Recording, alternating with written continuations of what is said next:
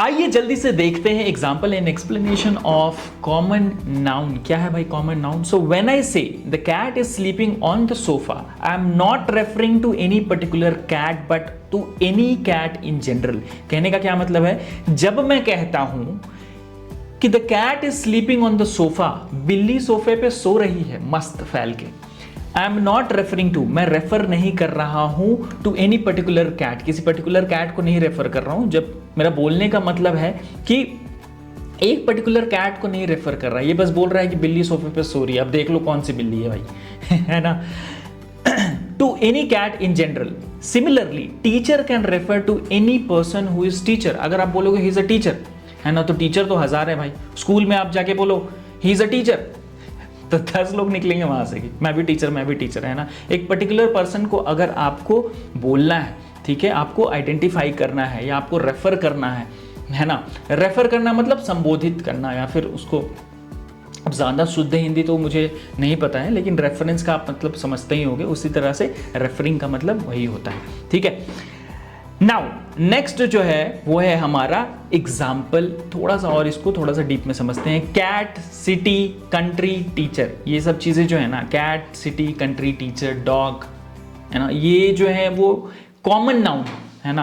मतलब आप इनको बोल के किसी पर्टिकुलर पर्सन को रेफर नहीं कर सकते हो। जैसे अनन्या हमने बताया था, पेरिस बताया, लंदन बताया, इंडिया बताया, उसमें क्या है स्पेसिफिक कंट्री, प्लेस या फिर लोगों के बारे में हम बात कर रहे हैं। लेकिन यहाँ पे जब हम बोलते हैं कैट, टीचर, सिटी, कंट्री, तो वहाँ पे स्पेसिफिक कंट्री या स्पेसिफिक जगह के बारे में नहीं होता, है ना। जैसे मैं बोल दूँ I live in a country, अब पता लगा लो कौन सी कंट्री में रहता हूँ, है ना, बहुत सारी कंट्रीज है।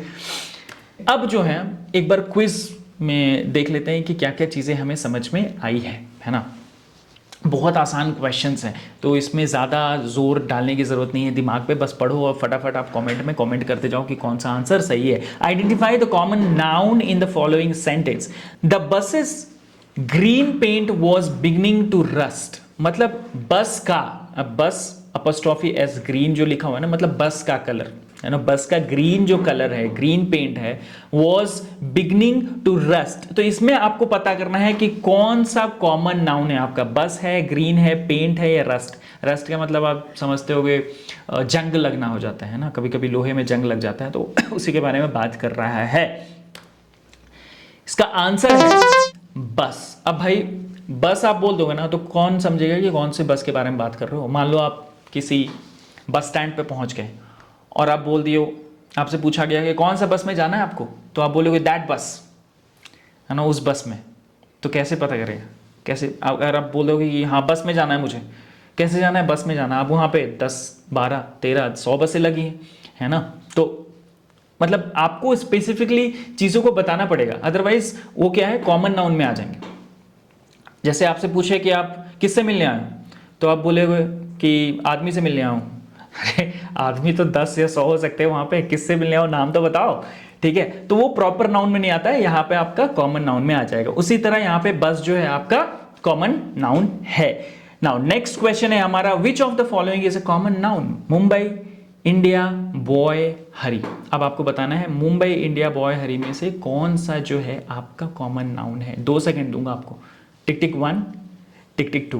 कमेंट नहीं किया है, कमेंट करके आप बता दो। मुझे पता है बहुत लोगों के दिमाग में सही आंसर है और इसका आंसर है बॉय। बॉय क्यों भाई? अब मुंबई भी एक पर्टिकुलर जगह को दिखाता है, इंडिया एक पर्टिकुलर कंट्री को दिखाता है, हरी हो सकता है एक पर्टिकुलर पर्सन का नाम हो, लेकिन बॉय जो है वो कॉमन नाउन है। बॉय बोल दो, है ना। कौन दोस्त है भाई तुम्हारा? That boy.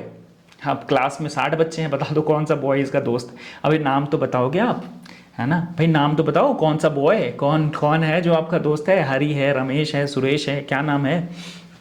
तो अगर आप बॉय बोलोगे तो वो कॉमन नाउन में आ जाता है ना। कॉमनली सबको एक रिप्रेजेंटेशन दे रहा है, उससे कोई भी पर्टिकुलर पर्सन के बारे में पता नहीं चल रहा है, दैट्स व्हाई इसको कॉमन नाउन बोलते हैं। Identify the common noun in the following sentence. The children played in the park. बच्चे जो हैं, बहुत सारे बच्चे, चिल्ड्रन। अच्छा चिल्ड्रंस मत बोलना, बहुत कोई ये गलती करते हैं, है ना। चाइल्ड से जब प्लूरल में जाते हैं तो चिल्ड्रंस बोल देते हैं। सिंगुलर प्लूरल जब मैं बताऊंगा तो मैं एक्सप्लेन करूंगा और अच्छे से, लेकिन चिल्ड्रंस मत बोलना कभी भी। मेरे क्लास में अगर आप पढ़ाई कर रहे हो तो चिल्ड्रंस, पीपल्स ये मत बोलना कभी, ठीक है।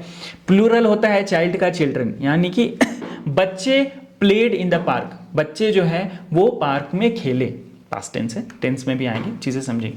अभी आपको बस आइडेंटिफाई करना है कि भाई कॉमन नाउन कौन सा है इसमें से। चिल्ड्रन है, इन है, प्लेड है, द है। अब इन एंड द तो नहीं होगा, आपको पता चल गया होगा।